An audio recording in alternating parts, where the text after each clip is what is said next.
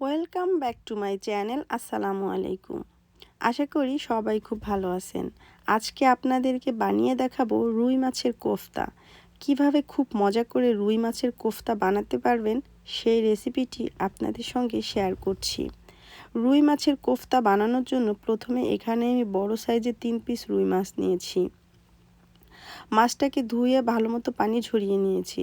এখন মাছটাকে সিদ্ধ করে নিব। আচ্ছা, এদিকে চুলায় প্যানের ভিতরে আমি বেশ কিছুটা পানি গরম বসিয়েছি। পানির ভিতরে প্রথমে 1 চা চামচ পরিমাণে লবণ দিয়ে দিচ্ছি।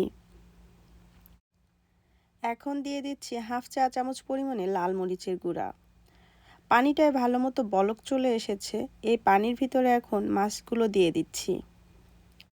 আচ্ছা, আমি এখানে গুঁড়া মরিচটা কেন ব্যবহার করলাম?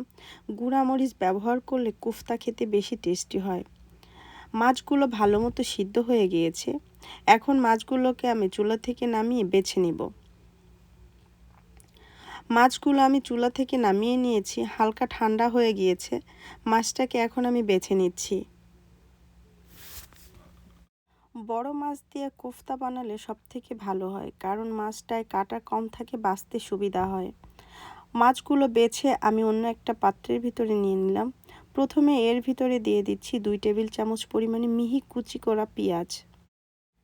দিয়ে দিচ্ছি হাফ চা চামচ পরিমাণে লবণ, হাফ চা চামচ পরিমাণে হলুদের গুঁড়া, হাফ চা চামচ পরিমাণে মরিচের গুঁড়া, 1/4 চা চামচ পরিমাণে জিরার গুঁড়া। আচ্ছা, এখন দিয়ে দিচ্ছি ভাজা 1 চা চামচ পরিমাণে রসুনের গুঁড়া। আমি এখানে ভাজা রসুনের গুঁড়াটা ব্যবহার করছি, আপনারা চাইলে রসুন ভেজে এখানে দিতে পারেন। এখন দিয়ে দিচ্ছি 2 টেবিল চামচ পরিমাণে ময়দা। ময়দাটা দিলে বাইন্ডিং ভালো হয়। ময়দাটা আমি 2 বারে ব্যবহার করব। প্রথমে 1 টেবিল চামচ পরিমাণে দিয়েছি, এখন আরও 1 টেবিল চামচ পরিমাণে দিয়ে দিলাম। সব মশলার সঙ্গে মাছটাকে ভালো মতো মেখে নিলাম। কোফতা বানানোর জন্য মাছটা সম্পূর্ণ রেডি। বাইন্ডিংয়ের জন্য এখানে আমি ময়দা ব্যবহার করেছি, আপনারা চাইলে সিদ্ধ আলুও ব্যবহার করতে পারেন। কোফতা শেপ দেওয়ার জন্য প্রথমে হাতে আমি একটু তেল মেখে নিলাম, প্লেটেও একটু তেল মেখে নিলাম। যারা মাছ খেতে পছন্দ করে না, এইভাবে কোফতা বানিয়ে দিলে তারাও খুব মজা করে খাবে। কোফতাগুলো আমি গোল গোল শেপে বানিয়ে নিচ্ছি। আপনারা চাইলে আপনাদের পছন্দ অনুযায়ী শেপ দিয়ে নিতে পারেন। কোফতাগুলো সব বানানো হয়ে গিয়েছে। কোফতাগুলোকে একটা সাইডে রেখে দিলাম। এদিকে চুলায় আমি বেশ কিছুটা তেল গরম বসিয়েছি। তেলের ভিতরে কোফতাগুলো দিয়ে দিচ্ছি। যেহেতু কোফতার ভিতরে আমি ময়দা ব্যবহার করেছি, ভাজতে গেলে কোফতাটা ভেঙে যাবে না। উল্টিয়ে পাল্টিয়ে কোফতাগুলোকে লাল লাল করে ভেজে নিতে হবে। প্রায় 4 থেকে 5 মিনিট কোফতাগুলোকে আমি উল্টিয়ে পাল্টিয়ে লাল লাল করে ভেজে নিয়েছি। কোফতাগুলো ভাজা হয়ে গিয়েছে, কোফতাগুলোকে তুলে নিচ্ছি। এদিকে চুলায় প্যানের ভিতরে হাফ কাপ পরিমাণে তেল দিয়েছি।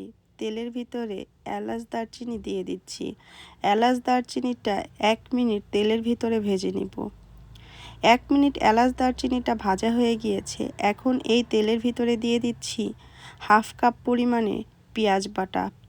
এই পেঁয়াজটাকে আমি লাল লাল করে ভেজে নিব। পেঁয়াজটা লাল লাল করে ভাজা হয়ে গিয়েছে। এখন এই পেঁয়াজের ভিতরে দিয়ে দিচ্ছি 1 কাপ পরিমাণে দুধ। এখন দিয়ে দিচ্ছি 2 টেবিল চামচ পরিমাণে কাজু বাদাম বাটা। বাদামটা দিয়ে 1 থেকে 2 মিনিট কষিয়ে নিব।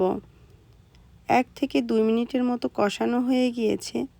এখন দিয়ে দিচ্ছি হাফ চা চামচ পরিমাণে লাল মরিচের গুঁড়া। দিয়ে দিচ্ছি হাফ চা চামচ পরিমাণে লবণ। এই মশলাটাকে এখন 2 থেকে 3 মিনিট আরও কষিয়ে নেব। 2 থেকে 3 মিনিটের মতো কষানো হয়ে গিয়েছে। এখন আমি দিয়ে দিচ্ছি আরও 1 কাপ পরিমাণে পানি।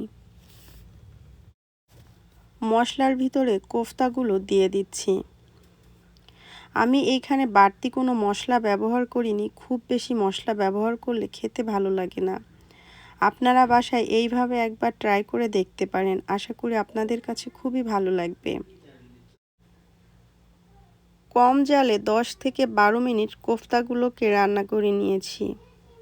কালার দেখেই বুঝতে পারছেন কতটা ভালো হয়েছে এই কোফতাগুলো। কোফতাগুলো প্রায় রান্না হয়ে গিয়েছে, ঝোলটাও শুকিয়ে গিয়েছে। এখন আমি কোফতার ভিতরে দিয়ে দিচ্ছি 3টা কাঁচামরিচ।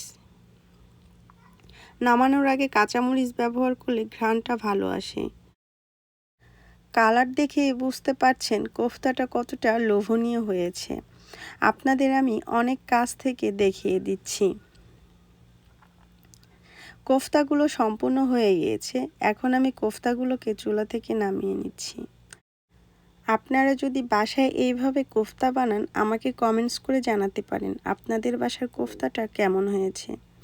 আমার ভিডিওটা আপনাদের কাছে কেমন লেগেছে আমাকে কমেন্টস করে জানাতে ভুলবেন না। আজকে এই পর্যন্ত। সবাই ভালো থাকবেন, আমার জন্য দোয়া করবেন। যারা এখন পর্যন্ত আমার চ্যানেলটি সাবস্ক্রাইব করেননি অবশ্যই সাবস্ক্রাইব করে দিবেন। আল্লাহ হাফেজ।